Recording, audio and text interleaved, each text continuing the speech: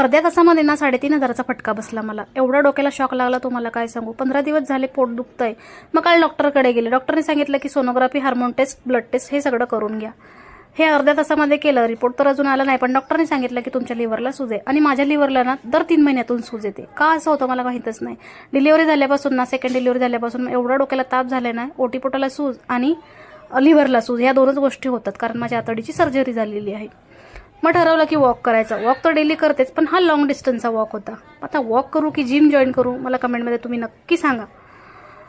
तर आम्ही वडाळा ते एंटॉफिल असं 4 किलोमीटरचा आम्ही वॉक करायचं ठरवलं होतं, मी आणि माझी मैत्रीण. ते करून झालं, घरी आली. घरी आल्याच्या नंतर छान असं गिफ्ट होतं माझ्यासमोर. या ड्रायफ्रूटशी ना मला काही घेणं देणं नाही, मला आवडतही नाही, पण बरण्या ना खूप छान छान आहे. त्या बरण्या मी खूप सांभाळून ठेवल्या आहे. का तर मसाले भरण्यासाठी. असे खूप सारे गिफ्ट आलेत घरामध्ये, ज्याच्यात बरण्या खूप छान आहेत, खूप युनिक डिझाईन आहे आणि मी सांभाळून ठेवले. मी प्रत्येक व्हिडिओमध्ये काही असे गिफ्ट आलेत ते मी तुम्हाला दाखवले. तुम्ही व्हिडिओमध्ये जाऊन बघा, कळेल तुम्हाला. आणि हो,